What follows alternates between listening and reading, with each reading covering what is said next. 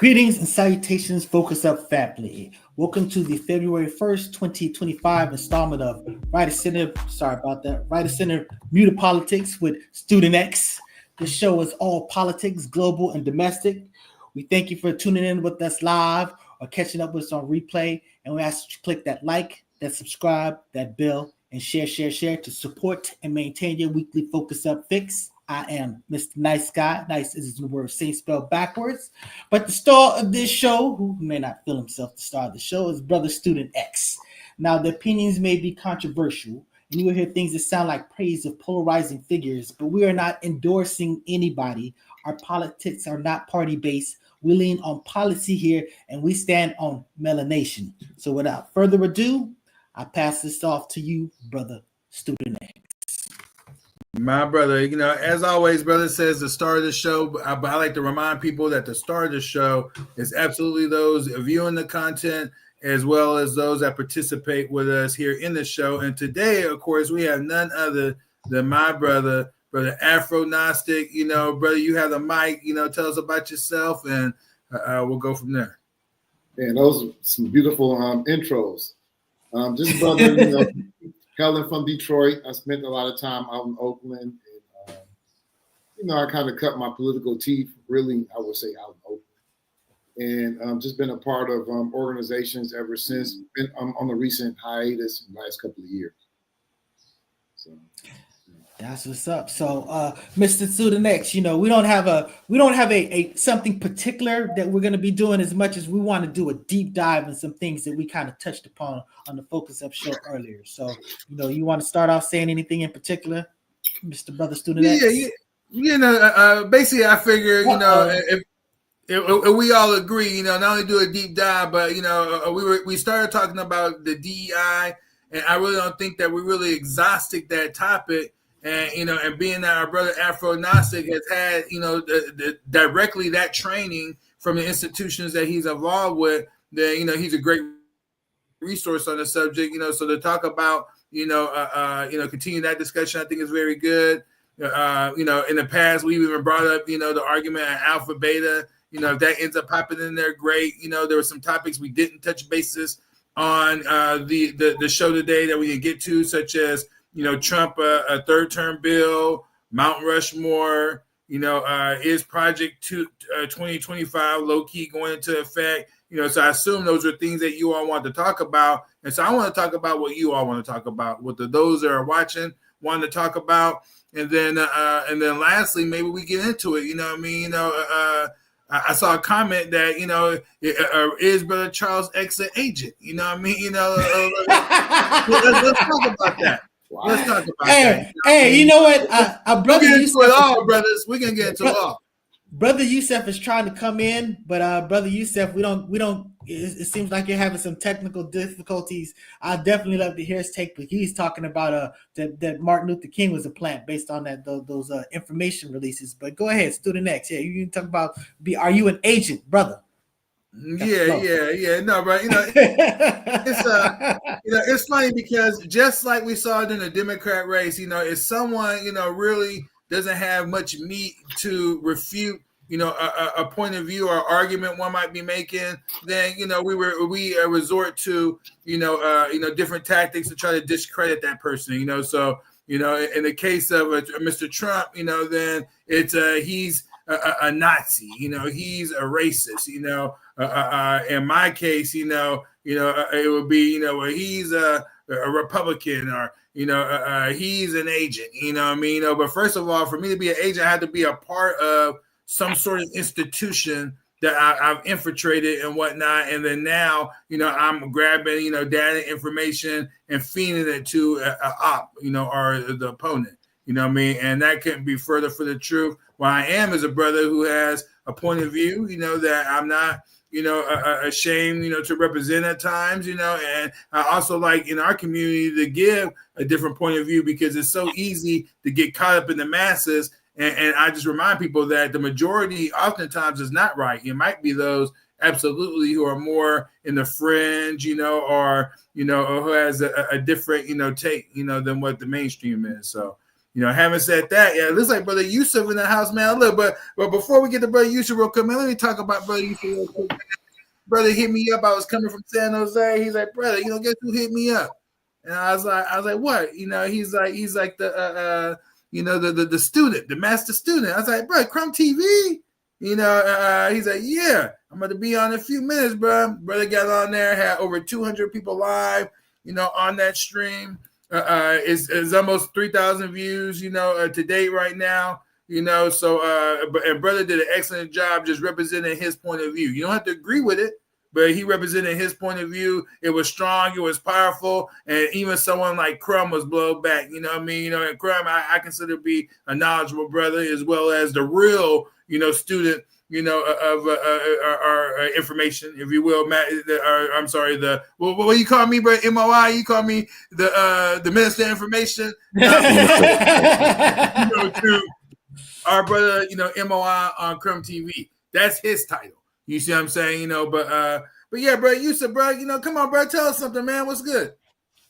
What's going on, family? How's everybody?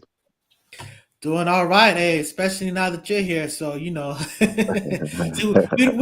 get to we don't see the visual, but you know what, your voice is gonna be more than sufficient, brother. What is going on? Because you've been putting in work. So don't I just want you to know I see a lot of what you're doing on Facebook, and I may untag myself for reasons not to be flooding my folks with, but you still got my permission to keep tagging away. The bottom line is, it's some very interesting information. Go ahead. Yeah, I tag you so I tag you so you can inhale the information. That's it. It's not. I'm not meaning to put it on anybody's platforms. You know what I mean? It's just that hey, I want folks being aware of certain things that's going on, and I do want to bring up something when you guys was talking on your last show about the DEI hire, and my brother believe his brother Agnostics. That's his name. How you say his name? Afro Agnostics. Afro Agnostics. We're talking about DEI hire, which we know many of us has not benefited from it. But what I can't really understand is how's we going for this and knowing that white men portraying to be white women is getting these higher paying jobs and these higher paying positions.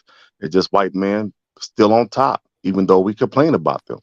So it didn't make sense to me when I was listening. Like, these when Obama signed the executive order 2011 for the DEI situation, it was meant for the LGBT community. And if you check the data, black women, no black men benefit. And as I see what is taking place now, the incompetence is needed in certain positions because America is being set up to be destroyed. And I say that to say that we must analyze the whole situation with Donald Trump, between Donald Trump and Republicans being against Republicans, or Republicans being against Donald Trump, and also the Democratic Party. And what is the purpose of all of this? We can't get caught up in the masquerade of the masses by saying what is right and what is wrong, in the sense of we go along to say, hey, we like what is wrong to be right. And we end up doing everything that the scripture says that we will end up doing to bring our own destruction. So I ask everyone to be mindful of what we're cheering for, because it's destroying the fabric of our families in this nation. Most importantly, the family. We can say that we, excuse me for going on and on, but we can say that we are DEI cheerleaders, but we must understand the purpose of that movement. It was not about us. Hey, brother Yusuf, you say the destroying the fabric of I guess of the nation. I'm sorry, I lost what specifically you said. But my question is this: the family. He said, was the fabric good from the beginning? What you mean by far as what era are we speaking of? I mean, I'm talking about America. I mean, this is this country. I'm just saying that that when I hear people say stuff like that, it makes me think like, we were in a good place at one point. Now we're in a How bad deep, place. how deep do you want to go? Hey, brother, you got the floor. I mean, Student X, if he wants, he's the person that will direct the conversation if he wants it to go a particular way. But when I'm talking about America, I'm talking about 1776 America. I'm not necessarily talking about America, pre then. So So what I I'm just want you to saying. look up, being that you made that statement of 1776, right? Do you know 1776, the first Black Masonic Lodge was in North Carolina in 1776? So what I wanted you to do is just, think for a minute. If you had the first Black Lodge in 1776 over there in the Virginias, right? And we so-called supposed to be free nearly 100 years later, 1865, how there was a Black Lodge in 1776? I understand. Are you saying that we weren't free or that we were free? Because just because you have one opportunity, that's There not was not just one that. opportunity, my man. What I'm But I'm saying just is that saying. we've been we as a people, history, been sold a bill of goods. Historically, we have been lied to by the victors, and they want to continue to hold on to our land. So what we got to do now as a people, separate from them, is start doing our own due diligence and doing our research to find out what is the truth. Because the only I thing agree that's with going to that. set the But Black Americans free is the truth. Go ahead. I understand that. But are you saying so? You saying the slavery didn't happen? No, I'm saying that, well, we got to understand the terminology of slavery. What is a slave? Now, we can have prisoners of war and being indoctrinated, of course. You a slave right now, mentally. Long It's as a you whole lot given different. another. It's a No, whole no, lot no, it's different. not.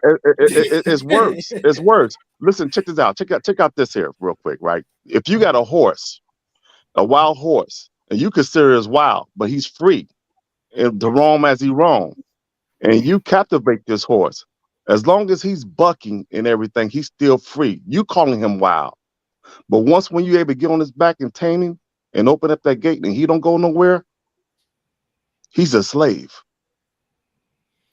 Can I He say don't know something? he's a slave. He have been captured.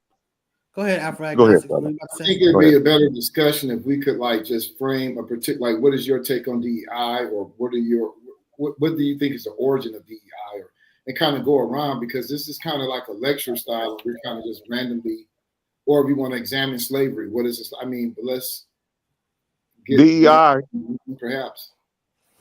My thing about DEI is this: it was set to get the world to go along with the homosexual agenda.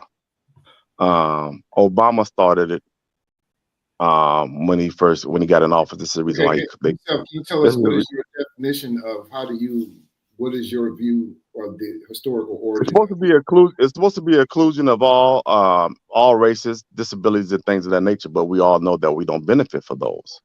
It's just a title. Okay, pause right there. It's Okay, just a title. so are you saying that the biggest benefactors of DEI are who? White women and white transgender men. And what do you base that on? Based on the data that is out there. 4% of DEI benefited Black Americans. And what's your source on that? On the government website. On the government, because the largest. I'm looking at an article right now on Black Enterprise. We would agree that, I mean, we don't even have, it's good to look it up. Let's get the sources. But we can agree that Black people are amongst transgender and other are underrepresented groups, right? Under DEI, they're considered underrepresented groups, right? We agree to that? Well, I would never agree to transgenderism, period. So No, I'm saying under DEI, women, transgender, people with disabilities, those are Black people, Native Americans are considered underrepresented group. We agree to that, right? Under DEI, under that framework, they're considered under. So we don't know anything about DEI. You haven't done any DEI training, or I'm just saying this is basic information about DEI. those groups are I, considered I understand underrepresented. the way you framing it, brother. I'm trying to process. I understand what DEI is. You saying that DEI is a framework for misrepresented groups, right? Is that what you're telling me, Underrepresented right? group. Correct. Right. So what I'm telling you, and what I'm Mhm. saying to you is this, my brother, that the title and the I- understanding of what you've been trained to understand what it's for, that is great. But that's not the purpose of it. That's not what they're using it for. They're using now it we can for the agree to, advantages of white transgender men and white women, just like now we can civil agree. rights movement. Now we can agree or disagree on that point, and to some extent, I do agree with you yourself on that point. How what is being used for, or maybe even how it's being misused, or something like that, or its purpose. Because I'm a big critic of DEI, so I don't want to get back. When I said I've been a part of the training, I Mhm. was participated in it with skepticism and criticism, because my group that I was with are against DEI, but we don't want to get rid of it. We feel that it's a watered down form of compensation, and that it should Right. be beefed up. It should be more robust and should include things like sovereignty and self-determination as a part of Right. the compensatory thing.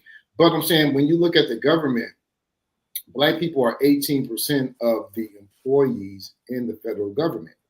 That's Hmm. the highest number of an underrepresented group, besides women. Hmm. So we're clearly the biggest benefactors just in terms of pure employment by the federal government. Because I you're agree. you're you're That starting it. 18%. I agree with what you just said, my brother. But what we have to do is question the black women and the purpose of that number, because we know that black women are smart, and they also have bosses and managers that's over them that's doing 3 to 4 times the work and less pay. So is that a real beneficial? Is that fair assessment of employment? I done Say it have again. sisters. Say it again. I done You help said, sisters didn't get a hear that. lawyer Say that it works again. for the government. I help sisters that work for the government complain about the workloads, and I help them find lawyers to fight against government here in Sacramento, California, crying. You But the said men that is not. Black women Go ahead. are allocated unequal workload. I agree with that. That's Yes. called sexism. Yeah, that's why DEI Hmm. is supposed to address that. It falls And it short, I doesn't. agree, but it's supposed to. That's Exactly. the idea. And, But I and, don't and see it how doesn't. getting rid of it. I don't see how getting rid of it, like trying to cancel DEI, will improve things and make things more. There would be more of a democratic meritocracy and more equity. That's I don't think anybody said anything about canceling. What I'm saying is that we must Trump understand is. who. Trump and Trump supporters are talking about canceling it. They're getting rid of it. They're pulling funds. Yeah, they're not talking They're about fine tuning. dismantling. They're not talking about fine What, tuning or tweaking it. They're talking about eliminating it. Yeah. okay, and I'm fine with that as well. Because if we sit up there talking about what Martin Luther King, if we all agree with if y'all agree with Martin Luther King, then that's what it is, based on not the color of your skin, it's based on the character, the content of your heart, right? So that's what you should be judged on, based on what y'all believe in what Martin Luther King's address was. Correct? Well, Yes. I don't Do y'all necessarily believe believe in it? Do y'all believe in that? I don't necessarily believe in Martin Luther King, but I definitely believe that that's a better practice, as far as that the people should be judged on what they're actually doing and what they can do, not So the that so that perception. so that's what Trump is actually doing then.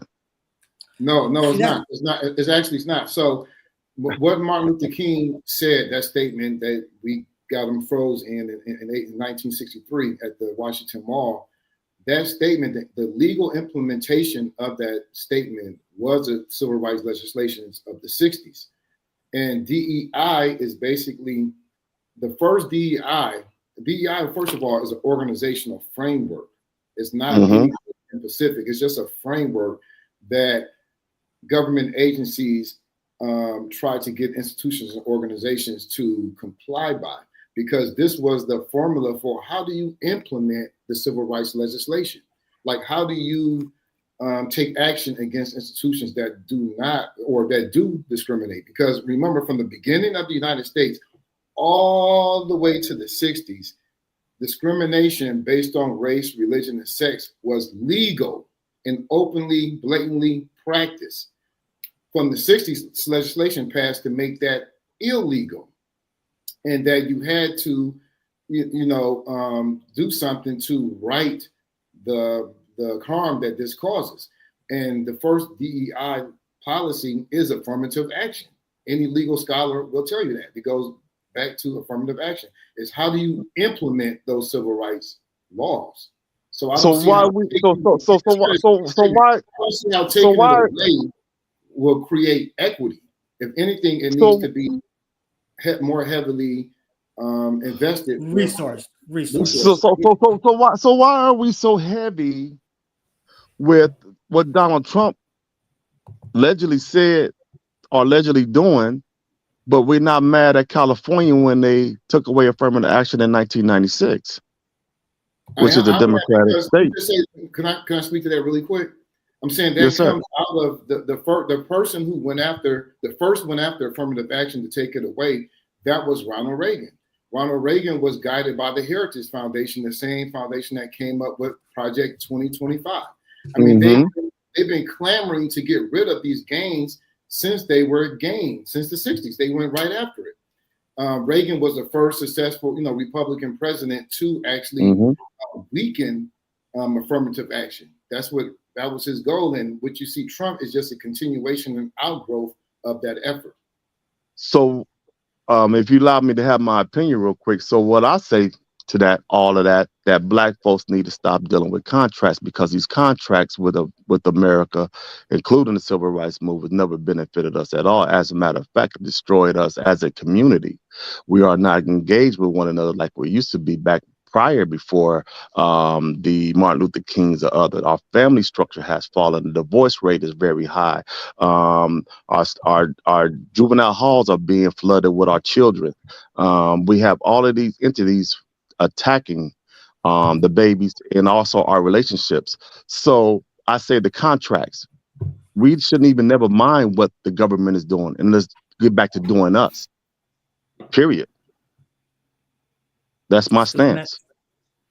Still next. Yeah, we're so far away from that reality, unfortunately. But just to give a little bit more context to what Brother Afro was talking about, is that when you're talking about DEI, they're saying that basically after affirmative action ended, which of course started in 1961, under John F. Kennedy, but after affirmative action ended, then it morphed into now what is being called DEI. But I'll remind people that when we were talking about affirmative action, we were talking about that employees being treated, as well as applicants being treated fairly during the employee process, which is dealing, with, we're not going to have biases based on, one's race, creed, color, or national origin. That's not quite. That was the foundation of that legislation was all about. But now today, of course, that's not quite accurate. Okay. So the civil rights legislation, the Civil Rights Act of 1964 of 60 of I think 63. You had one of 64, 65, and 68. But in the 70s is when affirmative action is a phrase in the civil rights legislation to what's the phrase, to not judge people based on race, sex, and creed, and to take affirmative action to make this a reality. So affirmative action policies came out in the 70s to implement that, to make that a reality, because obviously that was not a reality. So we've gotten closer to that. But look, before the 60s, in most areas of work, of decent paying jobs, that at least above the minimum wage or comparable to the minimum wage, which came out liberal policy, FDR, the implementation of, lost my train of thought. Where was I? I'm not sure, but the term affirmative action was first used. Was Executive Order number 10925 that was signed by President John F. Kennedy. And that's not true. It wasn't. It was used in civil rights legislation. The term, they peeled it from the civil rights legislation, and he made it into the Executive Order to implement it, to give it teeth, to to have some type of the whole institutions and organizations accountable. That's what it's for. Yeah. But originally, like I said, what it was for government contractors, and I'm for this because I believe that for sure. When you're dealing with a lot of these contracts, those who have already benefited and stacked their chips, are they're running the show, and it's not a very diversified group of people at all. So under these government contracts, awarding but it was more than smaller just companies contracts, the ability to take a place in these contracts is significant. You know what I mean? But But you're again, limiting it to that was contracts, about was race, creed, color, and national origin. It wasn't about Yeah. sexual orientation, or any And of the. Yes, what's it been said added now. explicitly race, religion, or sex or creed. It's specifically in the legislation. Exactly. Yeah, But there's only two sexes, as as it was stated. but that's another discussion. I'm just saying it says race, sex, gender, creed, or what have you. So it says take affirmative action to make this a reality. So executive order was taking affirmative action to make that, to change the hiring practice, to come up with quotas and different things to make that legislation a reality, because without that, it's just words on paper. Exactly. And that's all I'm been saying. Everything that we've been going through from then to now, look at the condition. It's all been words on paper. Because if you really want to make a difference, you've got to put data in there that represents a percentage of a community. What percentage of a community will reap the benefits of this actual act? And we don't have that. We never do. So therefore, they will be able to use these scripted policies or these scripted contracts they have with Black America the way they want to form it. And this is the reason why we really never benefit from it. Like, you don't see any benefits from the 60s to now, like in terms of like just simply, and like most areas of far as ownership, far as ownership, no. Far as ownership, Black ownership, no. We become more indebted. We become more indebted. We become more indebted. Go ahead. Okay, in terms of ownership, you may have an argument there, and I'm not even arguing. I'm just saying there have been some gains that we just didn't have. Most areas of work where you get minimum wage, that's what I was saying earlier, they're 90% white. Now they're 70% white.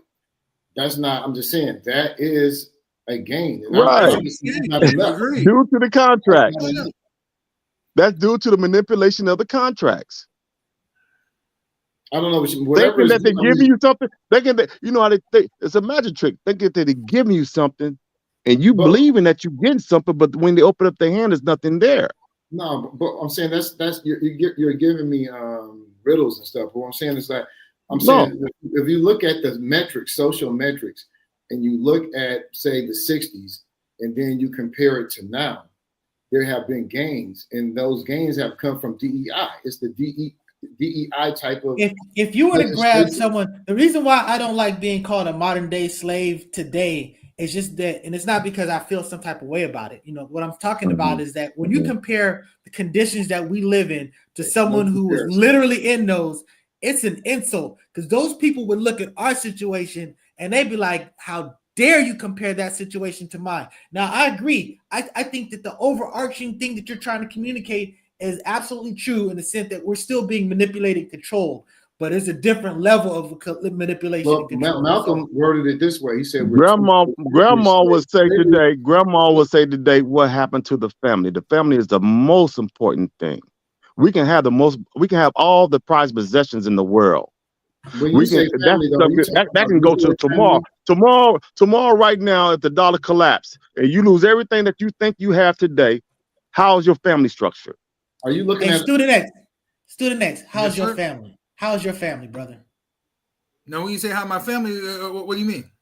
I'm just saying, because he says what happened to the family. To me, my perception from the outside, your family looks pretty strong to me. You know what I'm saying? You're so I'm just saying that, when you talk about what happened to the family, I think they're going to be individual examples of family going awry. Some of them didn't. There's a lot of strong families out there. Well, no, it all depends what he's talking about, though. So let me say this. Do you have family in the South, brother? Nice guy. Do you have family in the South at all? Oh yeah, I'm from the South, bro. I was born in Memphis, Tennessee. Right. Some of us look at when we move out, we become Californians with the Westerns or whatnot, and we totally this because he called them country. But what I'm saying about the family structure, you see, they are more tight knit there than we are here.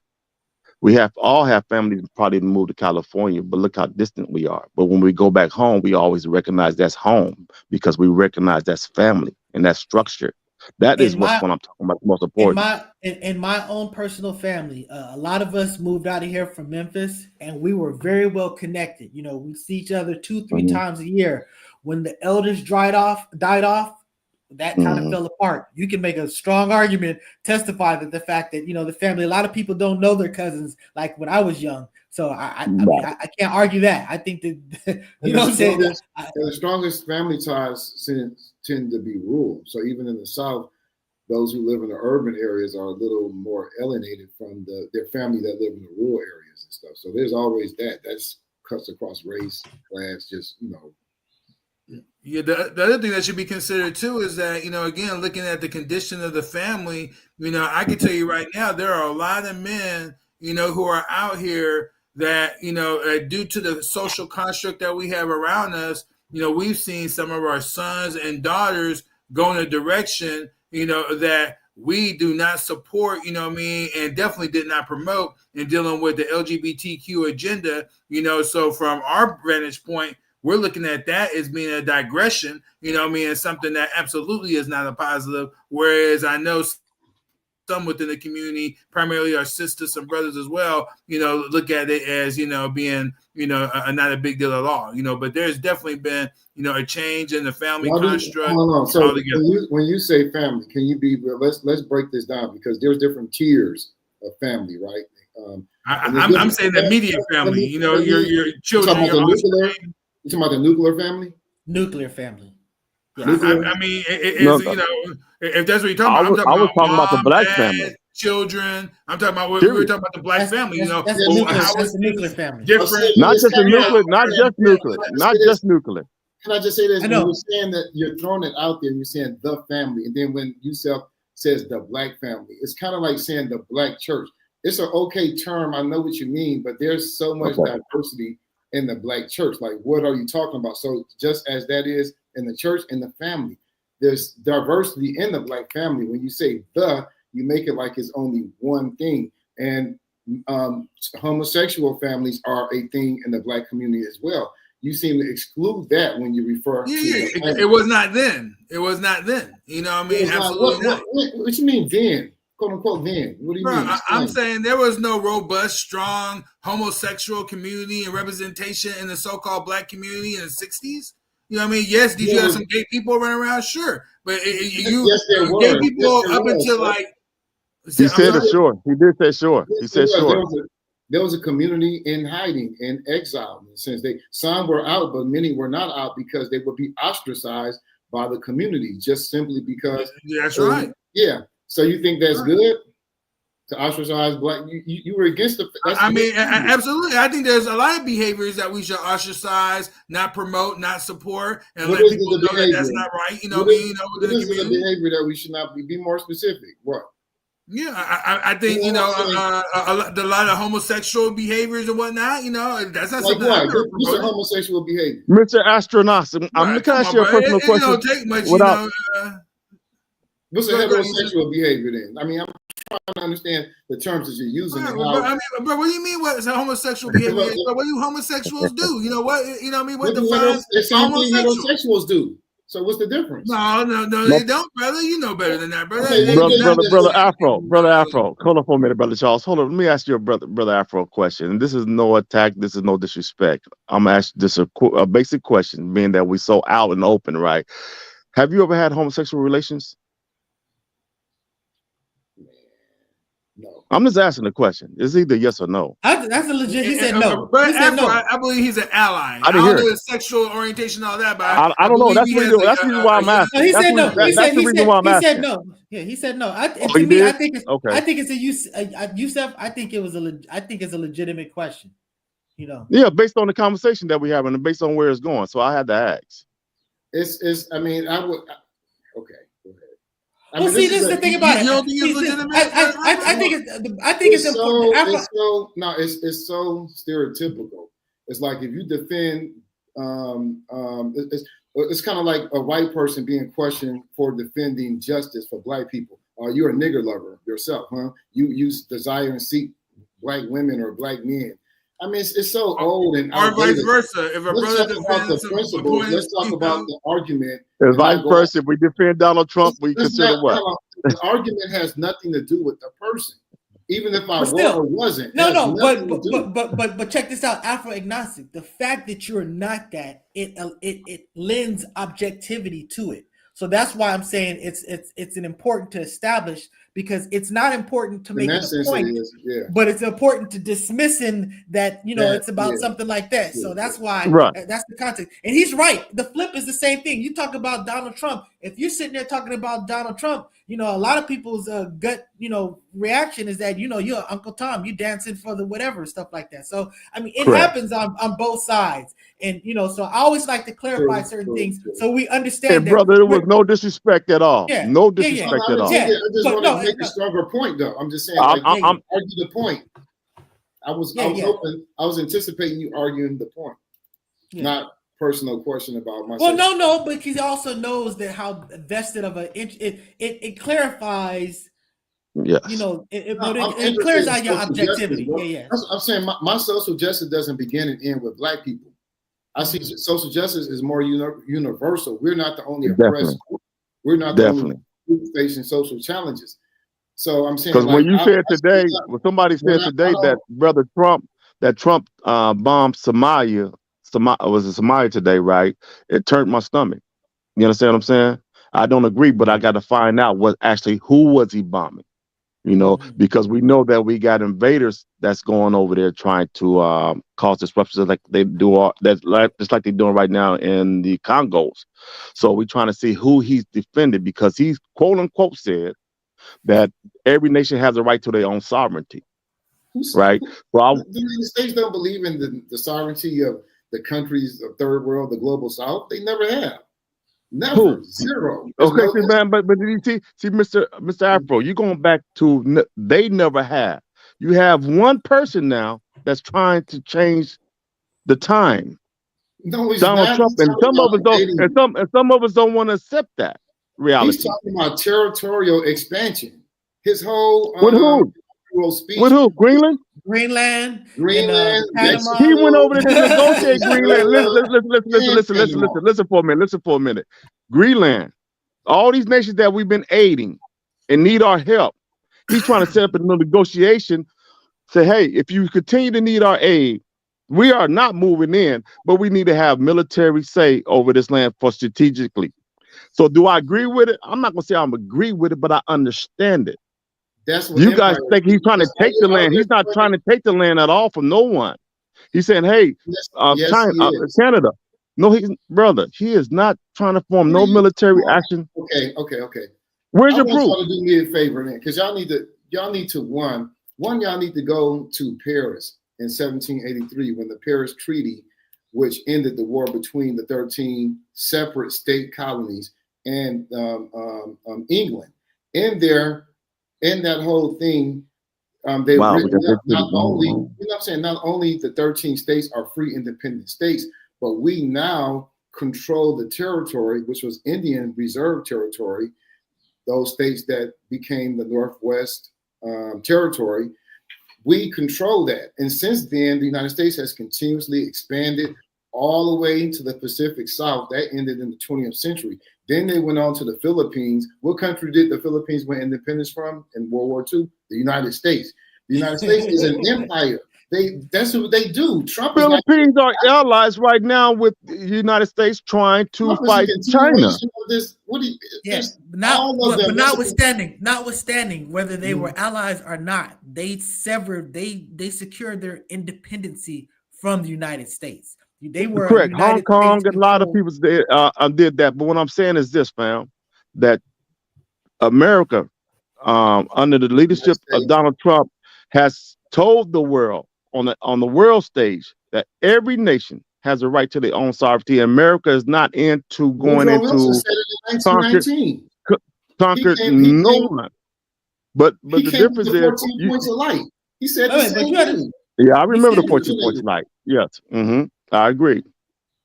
And also, who else made that statement? I believe it was Bush Jr. Every president since Woodrow Wilson. That's what I'm saying. There's nothing new.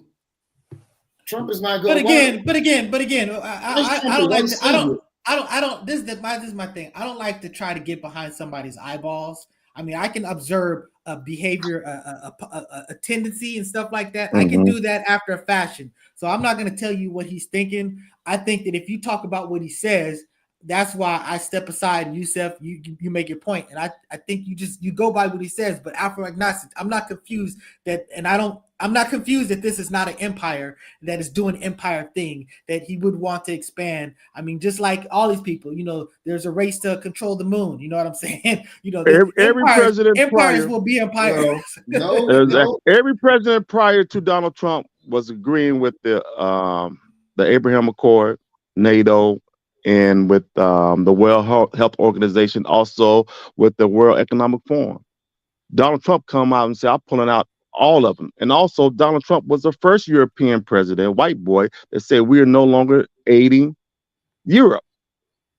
That's something that we have never seen in all the presidents of the United States. So we got to give something a benefit. We got to give it a benefit of a doubt. That's all. No. I'm saying he's not. That's ahistorical. You saying that? You saying that? I'm just saying not really. The Monroe. President Monroe. That's the Monroe Doctrine. Basically, he's just articulating the Monroe Doctrine. I'm saying you got to be a student of history just to make some of the conclusions that you're making. They're kind of broad, I feel. We are in a time that American history never been so much in debt. We are in uncharted water. So everything that applied to history does not apply today. Weapons are different. Peoples are different. Greed is different. You made an interesting comment about debt. I think on your Facebook page. Yes, sir. You recall what comment you made about paying it back, or what were they going to do about it? Or about paying it back? Are we talking about the $37 trillion debt? I talk about a lot of different things. Oh, I saw a post. I think I saw a post that I attributed to you that was basically saying that if we don't pay it back, what's anybody going to do about it? Oh, okay, yeah, right. Talking about the Federal Reserve. Yes, yes. So and I got that from Donald Trump, because Donald Trump said, "Hey, we owe the Federal Reserve. Everybody think we owe China all this money. We in debt to China. That's a misnomer. We owe it to the Federal Reserve, and the Federal Reserve never been audited. And Trump is challenging that right now. That's why he got Elon Musk with his software to go through all these entities to find out who's been stealing all this money from the American citizens." But we sit there saying this man is doing this, he's doing that. No, you got people that's getting paid $5 million a year for counting squirrels, but they not out there counting squirrels. Somebody's laundering money, and he's finding it. We don't doubt that there's all type of craziness going on. Remember that was like when they were doing the auditing. I don't know if it was the NASA or something like for the hammer. It was like stuff like that. So we don't even need to go around on that. We're all skeptical. Right. So what we're talking about is the debt itself. So go ahead, my brother. The War Department has a monopoly on waste and corruption when it comes to that. I agree. Department of Defense, or they used to be called the Department of War. So, and I think that's kind of what Trump does, is also we can deduce his thinking and how it's consistent with his words, because he's going after DEI and he's going after condoms being sent to people facing the HIV crisis in Mozambique. He's not going after the Department of Defense or the Pentagon. Yes, he is. He's going after the Pentagon, my brother. Yes, sir. Brother, listen, listen for me for a second. I got an article on my page right now where he's at war with the Pentagon. They allow Elon Musk to come in there with with information, trying to find out where's the money going. And you can find it on my page right now. He's trying to audit it. They haven't passed an audit over 20-some years. Not just 7 years, but let me just say this real quick. When he froze the federal funding to allow his folks and Doja, whatever, Doja Cat folks, Doja Cat. To investigate the spending, it was reported that they went after the DEI spending, and they went after the medical aid being sent to Africa and something else. They never mentioned anything done to the Pentagon. I would like to see a story if they took money. Bro, so I can tell you right now, it's real simple. When all federal funding was ceased, except for that which impacted people such as, their Social Security, Medi-Cal, Medicaid, all federal funding was ceased, which also shut down funding in Ukraine, funding for Israel. That directly alone is a large chunk of the revenue and resources, that was shut down via the Pentagon, and these military. Everything was shut down. It was the purpose of doing an audit on where money, weapons, and equipment have been going. That's true. Listen to what I'm saying. He froze it, right? And then he rescinded it. We all agree to that, right? Froze it and then rescinded it. That actually happened. No, he rescinded. No, what he go look at the OMG. Not the OMG. A bigger point. I'm saying in between that time, when he froze it and he unfroze it, they looked and stopped the spending to specific places. And the places that were reported was DEI programs and aid to Africa for HIV. There's not reported that he took funds away from the Pentagon. That's all I'm saying. I'm saying he shut down. He shut it down. He shut it down and shut it on. We got that. He actually took funds away. Similar things. He actually took funds away when he shut it down from certain programs. He shut down DEI altogether. He put everyone on paid leave. That's my point. He didn't go after the Pentagon where they have the most waste and the most. He's going. That makes listen what I'm saying, brother Afro. Just came out today. One of the head guys in the accounting at the Pentagon just resigned. He didn't want Elon Musk to come in there because he wanted access at their financial records. That's great, but Trump didn't take funding away from. I'm trying to make the point that there's a difference. You can't take. Listen, they already got money allocated towards. They get money allocated every year for $700 to $800 billion a year, right? You can't take funds until you find out where is the leaks at. You need funding for your veterans. You need the funding for your military that's out there. You need the funding for the fuel. You need funding for all of that. So you just can't say I come snatching up funds. You got to go in there and investigate. From DEI programs. Yeah, see, that's the thing about you said you're correct. You said you're making a logical argument, but you're also basically reinforcing the point that he snatched away funds for some things, didn't snatch away funds from other things. He was fund snatching, and that's pretty much his thing. He's not going to take away from the war machine. One thing I do appreciate it. He's stop funding. It's called austerity. They're only going after things that improve the lives of Black people in the global South. That's it. There was $1 billion that was allocated from the Joe Biden's administration to have brother Ibrahim Traoré assassinated. Trump took that funds back. He wanted to have him assassinated for France. I'm saying both parties at different times make decisions, and those are military decisions. But that's not the point. I'm talking. When he's talking about cutting the funds, he's only taking away from things that improve the lives of Black people. DEI. No, sir. DEI never benefited us. DEI don't benefit us like that as a people. Okay. So let's consider this. Say it doesn't. 74%. On that note, I'm gonna give Walk some floor. He wanted to say this. He said out of 45 million, only 3% benefit from federal DEI contracts or hires. That ain't shit. That's why the majority of Black folks are not tripping about DEI. Now again, that's his statistics. Black people don't. That is the statistic. That's not true at all. Most it's 4%, but yeah, listen, please. Talk to any activist, civil rights activist, Black Power activist. Their opinion of DEI is going to be different from yours. They don't think it's something that we should get rid of. Now, isn't it interesting that your opinion is in agreement with the Proud Boys, in agreement with Breitbart, in the right wing? So listen to this.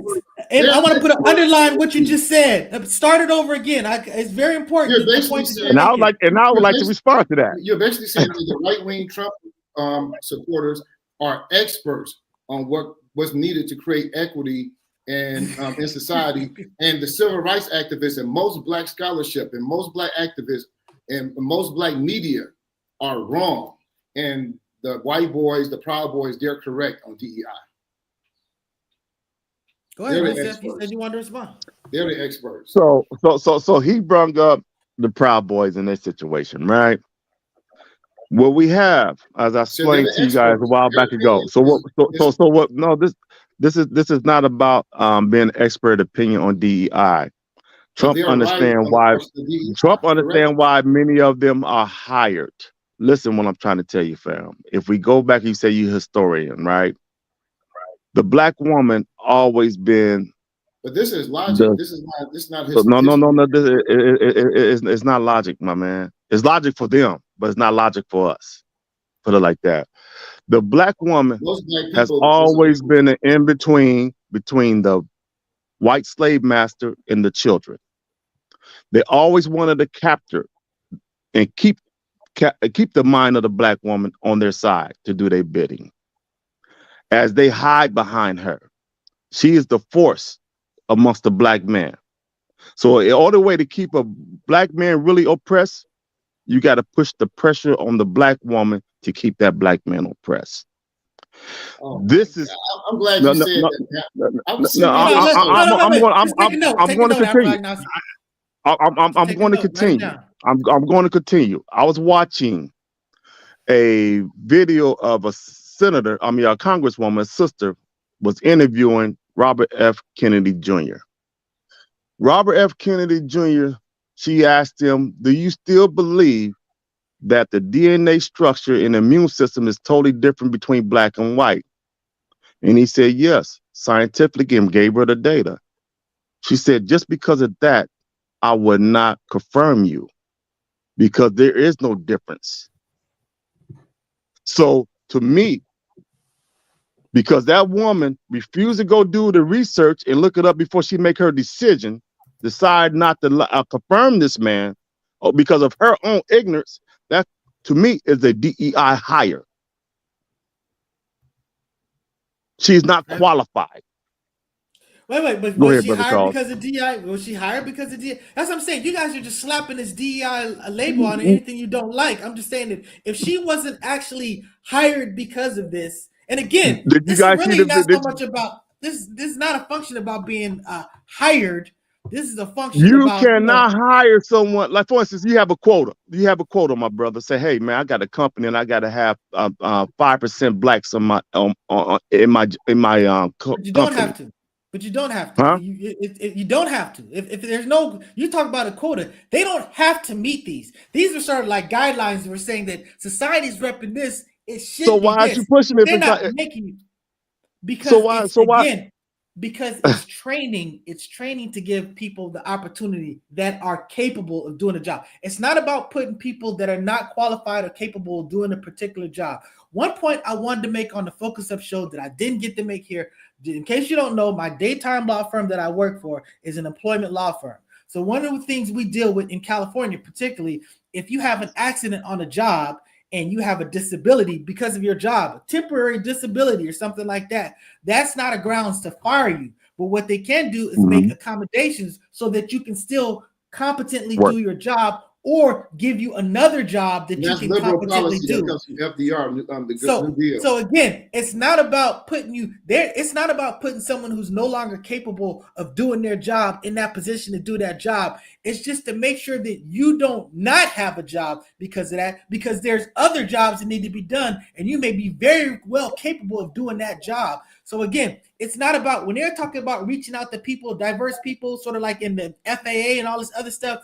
You're not putting people that don't have the abilities to do in the most rigorous positions. There's all type of employment things, all type of things that a person can do. There's this one basketball player who's got one arm who can shoot better than me. You know what I'm saying? So the fact of the matter is it's just a function. I got you, man. But I'm going to just say this, man. Trump and Breitbart and the Proud Boys, the Oath Takers, January 6 people, man, they're experts on DEI and they know what's necessary to create an equitable society. They know all the civil rights experts that we have in the Black community, the majority of us, The 92% to 80, fuck them. They don't know. Our academics are dumb as fuck. That 92% is not going to fight for what's coming. The Proud Boys and the Jews are going to fight together. They're going to fight. They're going to fight one another, but we're not going to be in that fight. So allow them to fight. Allow them to fight. They allow them to fight. They know about racial equity. They have the solution. They always had it. We have the illusion. We have the illusion. We don't want to have the illusion of an inclusion. That's us. This fight between them, allow that to take place. We step aside. We want to include ourselves into their thing. We're not going, no matter who's in office. Y'all think that the liberals really helping us? They helping destroying our children through frequency, through the eyesight, through the nose, through the ears, through everything. All senses of the human being. They are attacking us. They saying it's okay. Everything that God was against, they saying no. We're going to make right seem wrong or wrong seem right, and we're going along with it. It's destruction. We are the natural being. We're not the we're not the genetically modified. I'm saying black people are not a monolith. Not all of us are religious. Not all of us are homosexual. Not all of us. But all of y'all Democrats, though. No, but y'all want all of us to be Democrat, though. Well, let me say, most of us are Democrats for good reason because it's Lord, that's monolithic. Wait, Afro. He said most of us. Afro, I got a question. Hey, he asked you about your sexuality. He's absolutely right about that. We're the most monolithic people. I agree. Come on with it, Mr. Good Night Guy. Come on. Afro agnostics. Mm-hmm. Are you a Democrat? Absolutely not. See, that's my point. So it's very important. You said the black people, they ain't no Democrats. He's been saying that ever since I've been knowing the brother. There's no Democrats on this. I've never heard him speak up any policies of any other party that he belonged to. Not one policy. From the Green Party, the Independent Party, not nothing. He always had the policies of the liberals. He's embraced it. Brother, Afro. I'm trying to get the point that you're making. I'm not a part of I'm not a Democrat. Right. So therefore, but you always, but you own their policies. You hang on to their policies, and they no, absolutely not. So I believe. So the party you are. Listen. So what party you belong to? Brother Yusuf. He's literally about to answer your question. I think this largely become how y'all. Sometimes I hear y'all say. I think a big representation of the left. I consider the Democrats and so forth, the liberals, to be moderate right, and I believe Trump and all of them to be more extreme right. But I don't think any of them are left. I'm left.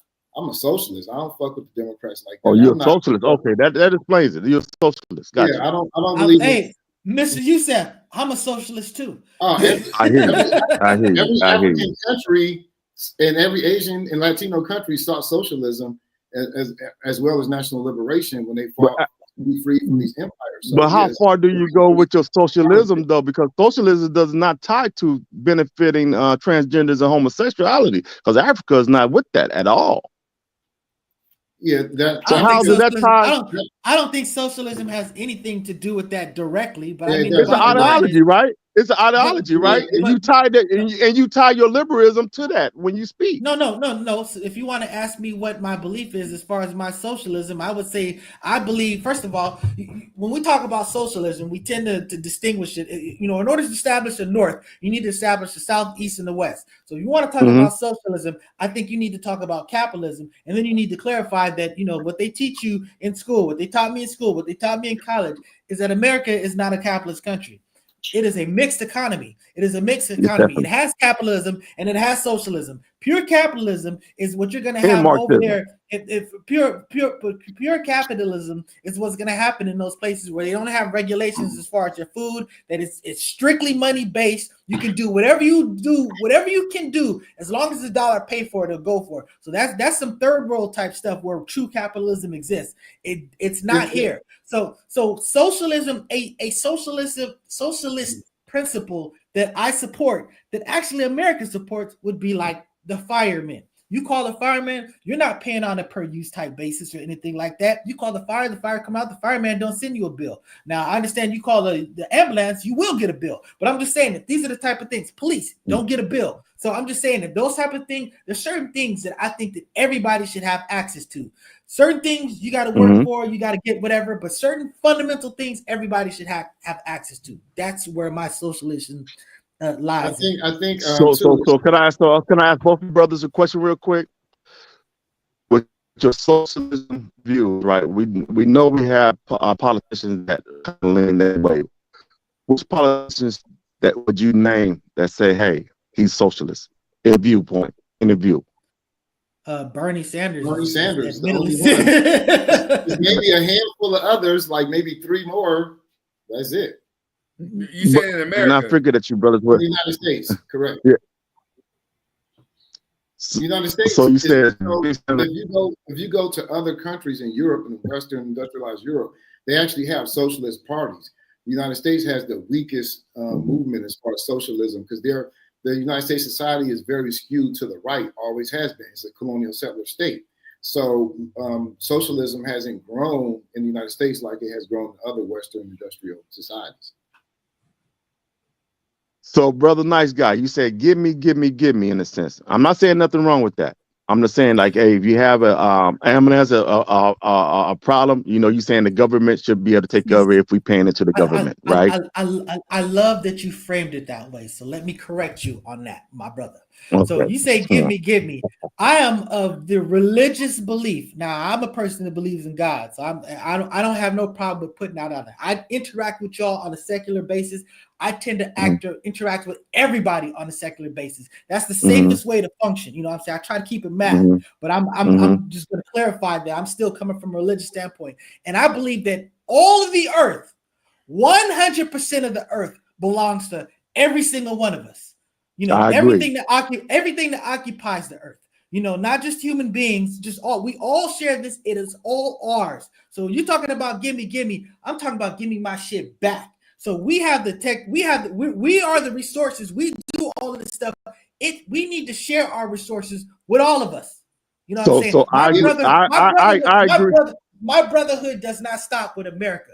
Americans are my brother. I've grown with Americans. But the fact of the matter, the entirety of the world, the Muslim world, the Japanese world, the atheist world, the whatever world, they're all part of my world. They're my brothers and sisters. I don't care if you're a trans, if you're whatever, even if you're a devil worshiper. I don't rock with your beliefs, but I still have relation. I'm still your brother and your sister in humanity. You know what I'm saying? So I don't care if the fact that you got KKK members that are plotting and planning against us, whether you call them Proud Boys or whatever. You can have the most violent white people that are out to plotting to get people like me. I still want those people to eat.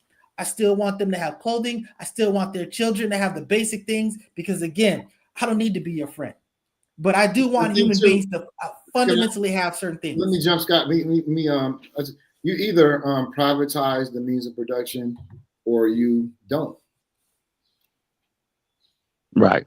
So, with that being said, my brother, nice guy, let me explain to you so you guys actually really get a clarity of my view, because what you just spoke of, all except all the transition and all the devil worship and all that, I think that leads to destruction. But as far as the principle of the resources belong to all citizens of this earth, right? I agree, right?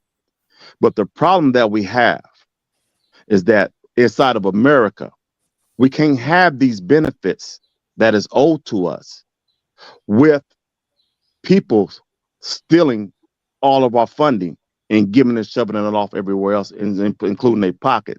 So in order for us to have these things, because Trump said out his own mouth, for America to be in $37 trillion in debt, there should not be one homeless.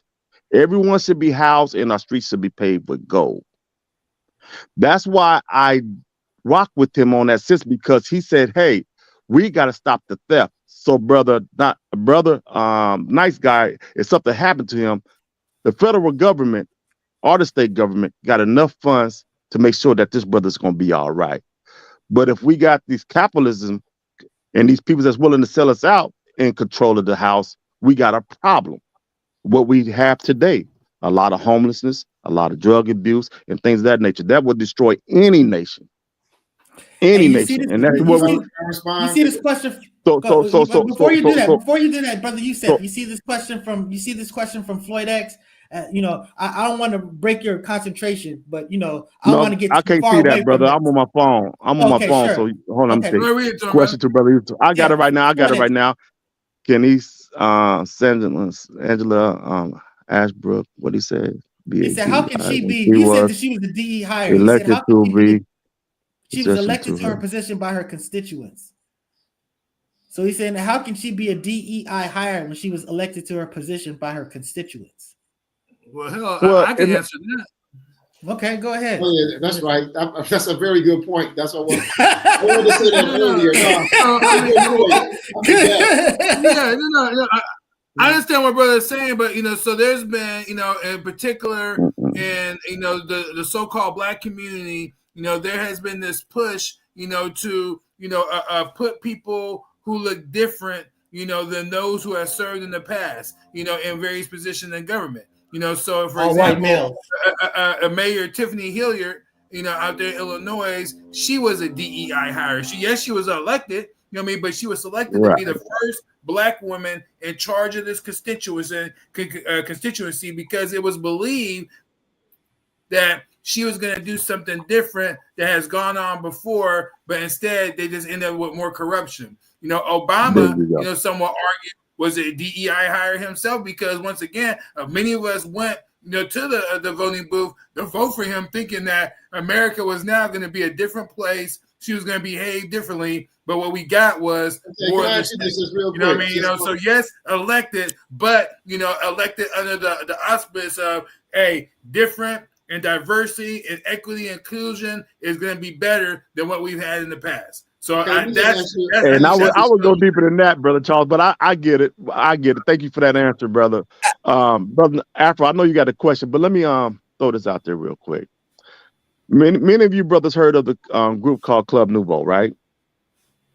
Yes. You guys heard of the Club Nouveau with Jake me so bad? Yeah, Jake King, the lead singer, right? He's the president of the Black Caucus here in Sacramento, right? And me and him used to have all these kind of arguments and debate about the parties. I'm talking about for the number of years, about 6-7 years now. So, and I consider him my big brother. He considered me as his little brother because he's older than I am.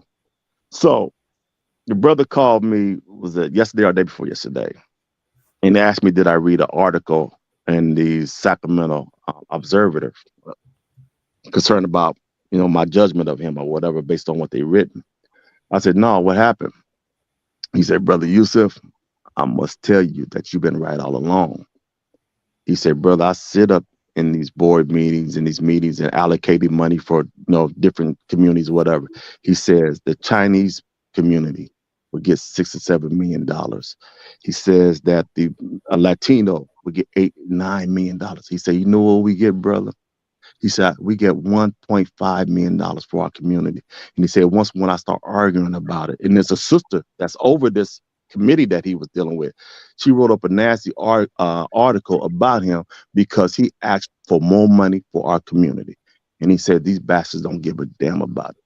He said, so now he's changing his political stance. So we'll go back to the sister. They put these people in positions that will sell us out just to say, hey, I got a photo op with the president of the United States. I'm able to call such and such on the phone. I'm able to have this Mercedes-Benz in this bigger house than my brothers and sisters and say, hey, I'm somebody. And they would keep their position and lie to us, manipulate us, and sell us a fucking anything, excuse my language, sell us anything to keep their positions. These are the people that they put in place over us.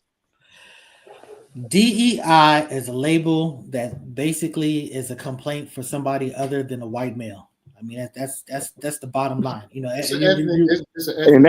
that white man is dressing in skirts and taking advantage of DEI.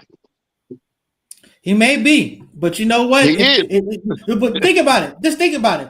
If DEI is leveling the playing field with white males, a white male. Mm-hmm. Well, I'm saying to non-white males. If it's leveling the playing field with non-white males, a white male in a dress is really not changing We got to look at the word landscape, so higher. to speak. Let's look at the word higher. DEI higher. Higher. You want to be hired for a position to have money coming to you and your family, right? But So there's if a no white woman, restrictions if the white woman is number one that's benefiting from DEI hires, right? And then the because there's white more white man, women. Because if the there's more white white man is women, already more white women. benefiting, and then he turn around and turn himself white, all that funds still go to the white community. A lot of it does because of that. You're right, because the thing about it is there are way more white women than black people in America. So therefore, Right? we have to change the framework of DEI then for us to sit up there. Well, So yeah, I say you're Trump right. You're right. it. See, what you're talking about, but see, that's the thing about it. He did the freezing thing. That was an effort to crash something, and then it caused more problems. You can, sometimes it's more effective to fix a thing than to just blow it up. I agree. How Sometimes many you of just need y'all to on blow here a right thing now? up. How many of y'all on here right now? DEI hired? Which one of y'all? I mean, you say that, but No. again, I'm asking the question. Is anybody here DEI hired? you know what? I probably am. Bro, Afro said, You know why? did you say you got your what? position via DI? Not this current, Afro? not his current one, a previous one. He said a previous one. So I Okay. I make, if I can talk, I make the assumption, because I've been hired in places that have stated objectives to diversify, and they didn't have many people that look like me in those places.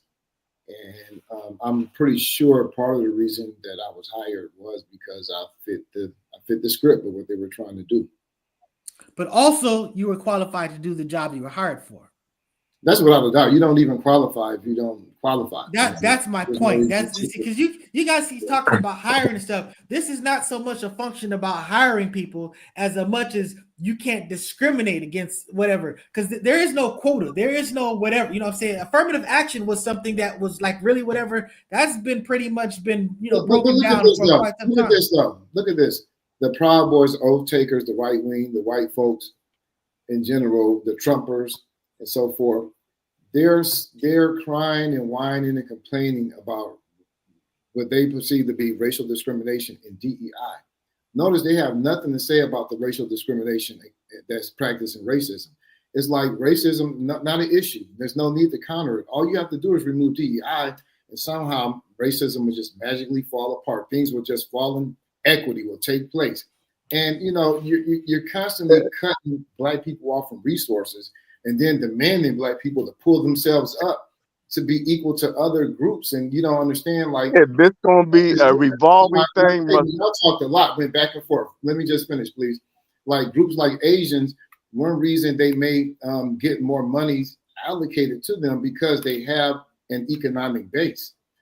Chinatown, for instance, in San Francisco is very big in the state of California and other places.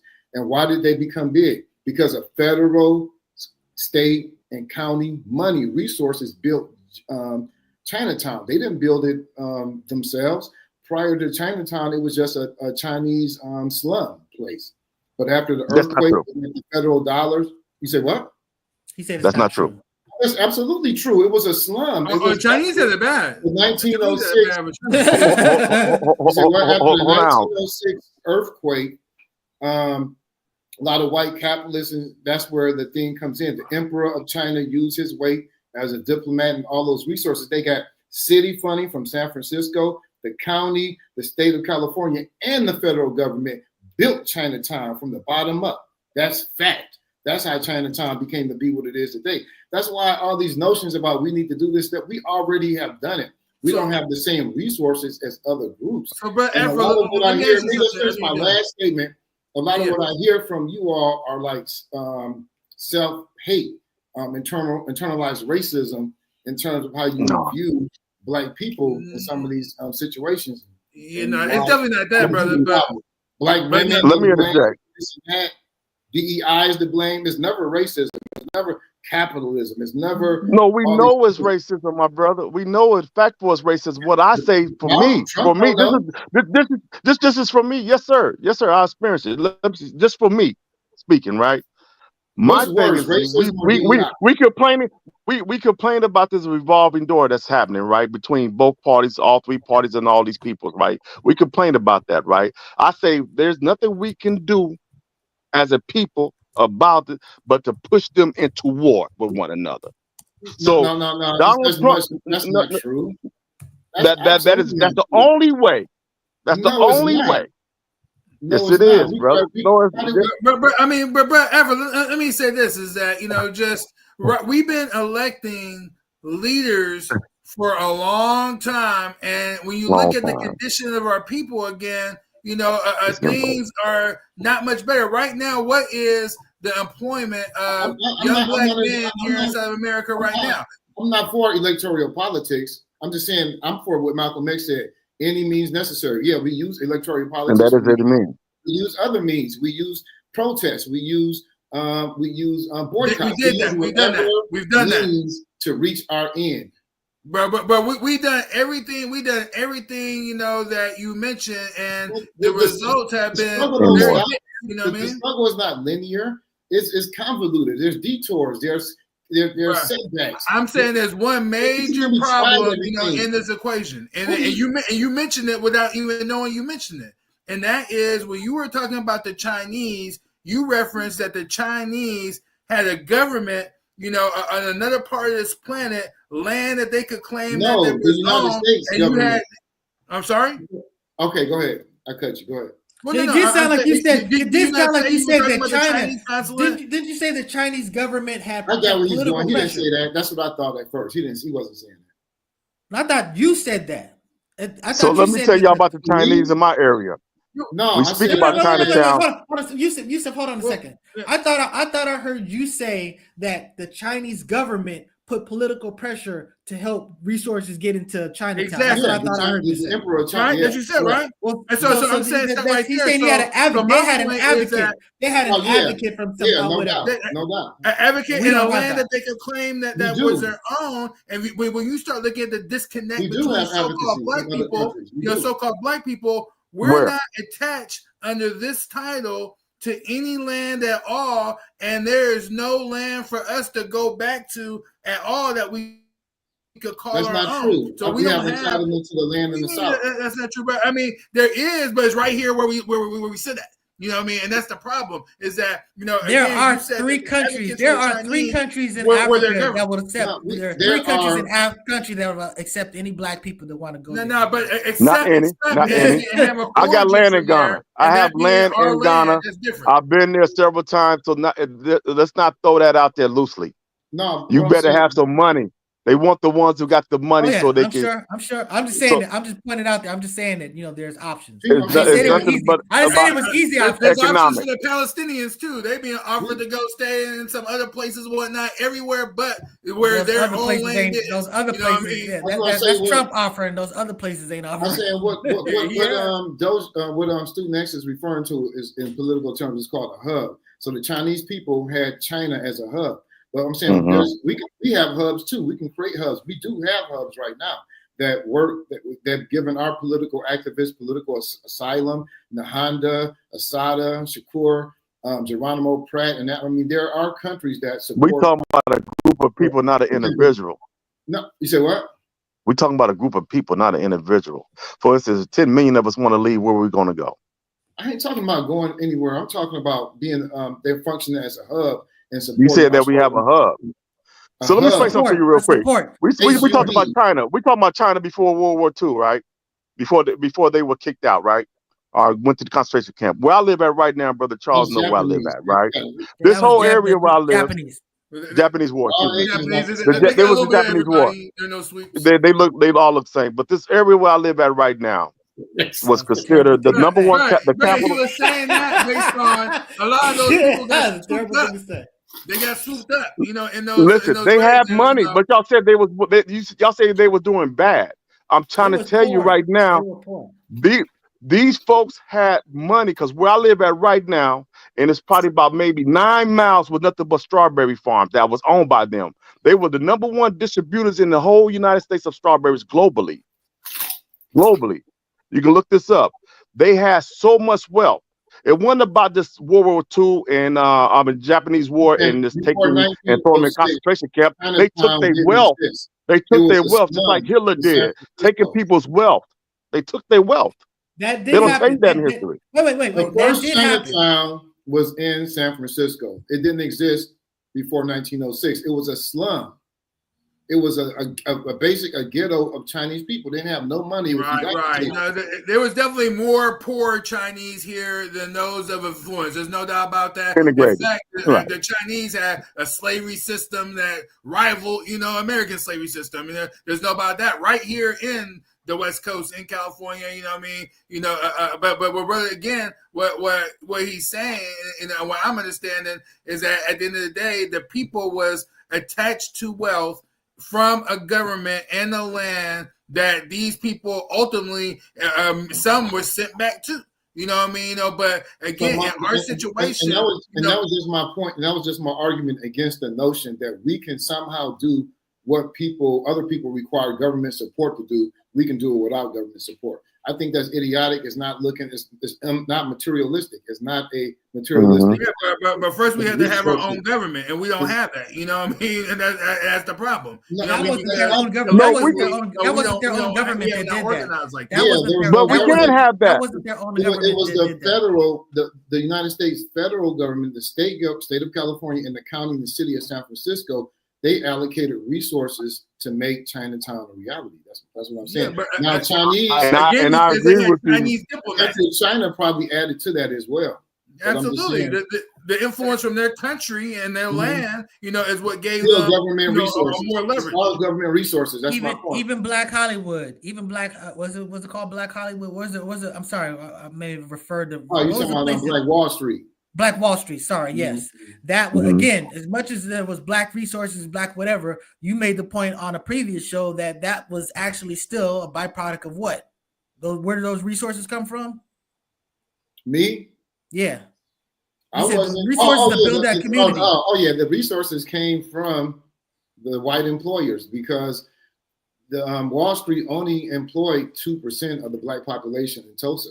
I mean, in that area, they were not this powerful, robust. Poor people can't just build themselves up by their bootstraps. You must take government from, and I'm not saying people think it's like a handout or begging. Corporations are getting corporate welfare all the time. The railroad system, they constantly get handouts, tax breaks, and so forth. We're entitled to the same thing in order to, especially since we had these things from us. So that's dealing with electoral politics is only a tactic or strategy. I'm not wedded to it. I'm not wedded to the Democratic Party, but there's a reason why the majority of black people, not the majority of white people, have never voted for the majority of the Democrats have never been white since the civil rights legislation. White people pulled away from that because those were things that improved the lives of black people. And they're going to go after that. And that's what the Republicans and stuff, that's what they're doing. Ronald Reagan went after it initially. The switch. The Southern switch. It really did happen. Never been a switch. Never. How has it not been a switch? White people left the Democratic Party and went Republican. Never been a switch. Okay, we call it white people left the Democratic Party and went Republican. Well, I mean, there's white people on both sides. What are you saying that the white people left? Because you got white, that's what I'm about to say, Brother Charles. You got white people on both sides. And when we in our communities, who you think is snitching on us? Where you think Karen came from? They never gained another white majority. The Democratic Party has never gained, they had a white majority at that time and it left. It was only because that party was seen to be doing things to improve the lives of black people. And white people naturally have an aversion to that. That's their bias. I don't understand what you mean by the improvement, because morally we are declining. That's what's more important. Okay, so let me. Y'all keep talking about your financial wealth. So the white we talking about financial wealth. When they saw that, when they pulled away, are we talking about financial wealth versus we're talking about wealth? not just your financial worth. Moral wealth is like a religious discussion. I don't think we really do that on this show. I mean, what we're really talking about is it's not just your financial wealth. That's what's causing sickness. That's what's causing diabetes. That's what's causing all our problems. It's not just your financial wealth. It's also the concept of your liberal wealth. I'm just telling you, the fact that you can go just walk up to a fountain and drink water. I mean, look, I'm just telling you, it's different.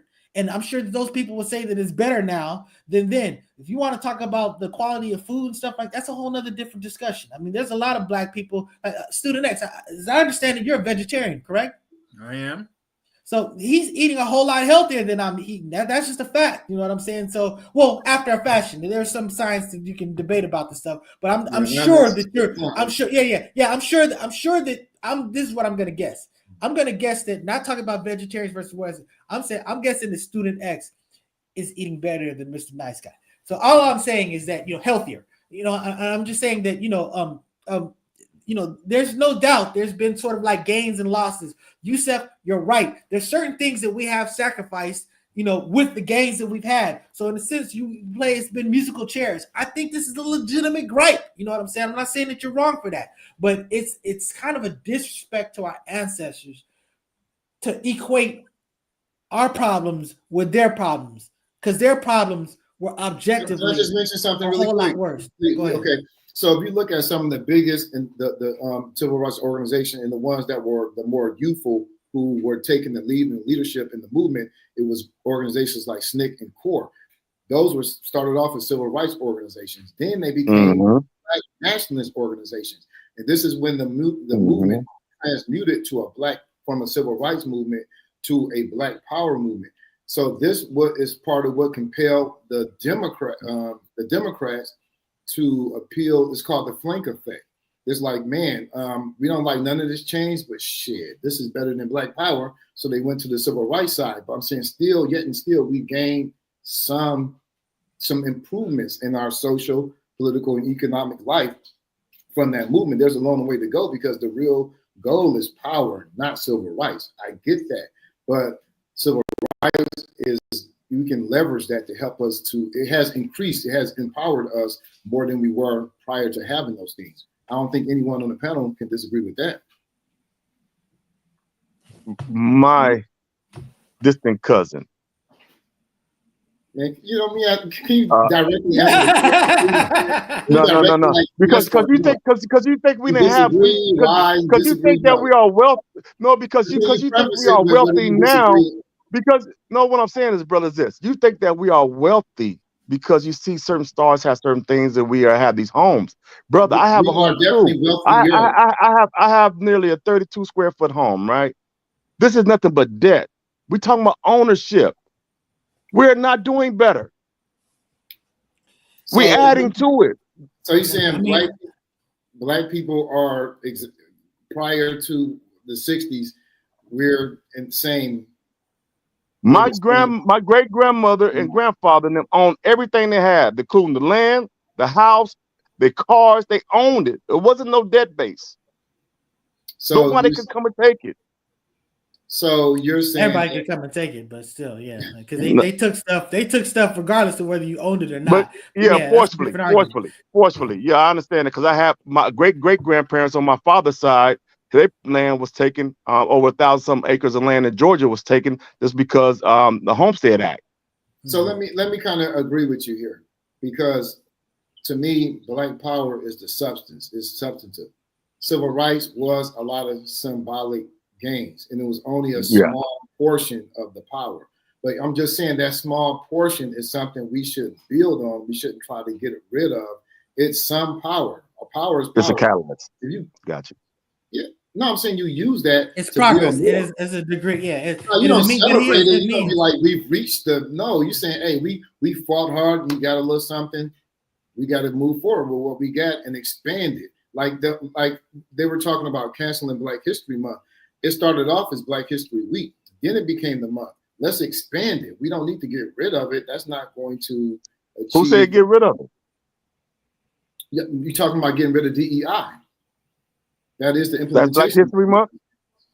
No, it's there. There has been talk about it. There has been talk about it, but I think I'm just interpreting, or I'm sort of like using foresight.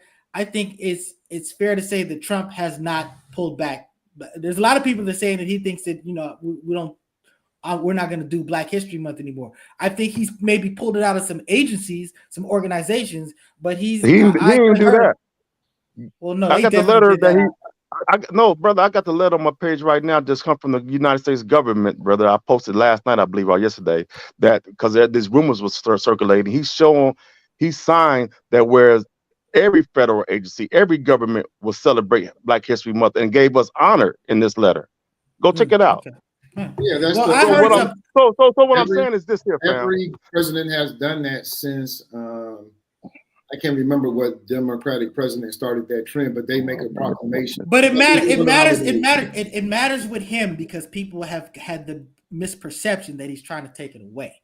So that's why, Right. you know, whether it's just a ceremony or whatever, it's a distinguishing effort to say that I'm not doing that. So that's why even on the Focus Up show, I'm saying that, you know, in his defense, I don't think he's doing that. He's, you know, I've heard Like him say black folks something saying, positive black folks were saying about Harriet DEI, Tubman. Target is taking black produce off the shelves and things of that nature, which is Right. not true. That's not true. And then when we force these things out there in the atmosphere, it would make other corporations say, although they boycotting them because of this, well, let me take their stuff off the shelf as well, being that they're assuming this is taking place. We cause them more harm. Facebook did DEI back in 2003. But those who's complaining and putting it out there is putting this information on Facebook, and it's DEI. I mean, no longer But DEI. again, I want to say that the first policy, DEI policy, or the affirmative action, those executive orders, that's DEI. So I'm saying, like, all those things that fit into that framework that give teeth to creating a society where people are not judged on race, color, creed, that's called DEI. Those are the things that are put in place to ensure that happens. You know what Target? You guys read the letter from Target? Have you guys actually read it? Nope. No, Target said they're not targeting Black Americans as far as equality in jobs. They say they are targeting the produce that comes into their stores with children with rainbows and homosexual and promoting homosexuality and transgenderism. That's what they're getting rid of.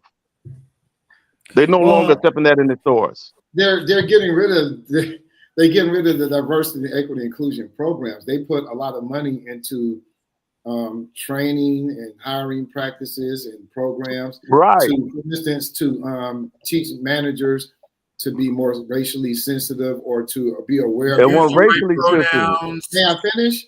It was about the pronouns. Exactly, Brother Charles. It was about the pronouns and all that. It had nothing to do with the color, brother. I've been a part of several DEI trainings, and they're different. They're different. Or I know someone who personally, 2, 3, shit, I probably know 10 people who are DIE trainers. That's what they do. They go to white corporations and they facilitate dialogue, and they have ongoing, what do you call it? Like trainings for the managers, for the employees, to how to mitigate racism and homophobia. Let them know they're gonna need a new gig soon. You know a more equitable. You say what? I said, let them know they're gonna need a new gig soon because yeah, absolutely. Yeah, they're cutting it out in the last 2 years. So we're at the hour and 32-minute mark. So okay, let's start to wrap this up. I want to go back over just a few things real quick that were said. Mainly, I've been just kicking back because I like you all having the dialogue. It's informative, it's wonderful. But when we were talking about the parties in terms of a racial background, I was just looking at some statistics. In 96, 85% of the voters were white. So I found that was interesting. Today is much different. Of what voters? Voters, period. Our voters, period, inside the American, process, a voting system. Today, 67% of voters are white. And that's from 96 from today. So it's definitely a more diversified, makeup. And then back in 96, white Republicans constituted 93% of the party voters. Today, it's 79%. So it's actually a lesson, in that period of time. And then the Democrats, white Hispanics, though, too. It's usually separate. They just aggregate. Well, yeah, we're talking about non-Hispanic white. We're talking about. So just like in the Democrat coalition, non-Hispanic white has fallen 21 percentage points since 96. They used to be 77%. They are 56% today. So it's still the majority of the Democratic Party. Hispanics have tripled. Asian voters, increased just a little bit. Blacks have basically remained about the same. in terms of the makeup, which is around that 18%. So I thought that was a good fact to bring to the table in regards to that right there. White people ain't stupid. I'm just saying they're not as stupid as we think. The one thing I would say we're not. Go ahead. I'm sorry, brother. I was saying that what you got to understand that sometimes we just have a genuine conflict of interest. So I try to distinguish, a person being a devil versus a person that's, has a conflict of interest. But sometimes you still, again, as human beings, notwithstanding our compulsions, notwithstanding our emotions, notwithstanding our political affiliations, we need to be able to step outside this and rationally, intellectually, logically deduce what's the more sensible, responsible position to take. So I'm just saying that it's more complicated than just our we're not wild animals. You know what I'm saying? Where we just have to very complicated. And in closing, and this is the reason why I say studying both groups, the Democratic and Republican, it's a cycle. So right now we got them at odds, fighting one another. Why not push the fight so they both can collapse? Yeah, I'm not trying to necessarily be divided. There's some strategy. I'm not trying to necessarily. I put it this way. Maybe my strategy is naive. I'd rather if you love your mama, put your hand on my hand first. That's all we're doing. So if Trump said to say, "Hey, I want to fight this government that's been fighting everybody, and we know we ain't getting our piece of the pie," push Trump to continue to do what he's doing then. And so who's going to be the victor at the end? I don't have a choice. I mean, I'm in the car for 4 years. You know what I'm saying? Well, I mean, we have choice, and that's the one thing I think when we create a movement, this is what we do automatically, inadvertently. Think about when the Civil War happened in 1861.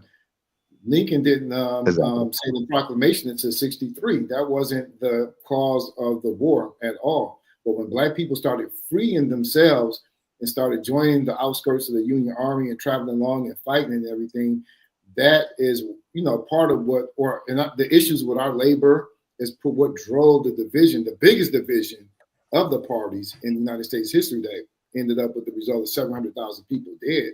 All we got to do is build a social movement. We don't need to worry about they're going to fight each other when we build our movement. Exactly. And that's protecting us from the downfall. So we all agree on that point in close. And that's all I've been doing all this time. Brother Nice, that's all I've been doing all this time. Well, I understand throughout that, but all the times we had conversations. Hey, first of all, brother, I got nothing but love. I got nothing but love and respect for you. You know what I'm saying? I always tell you this all the time.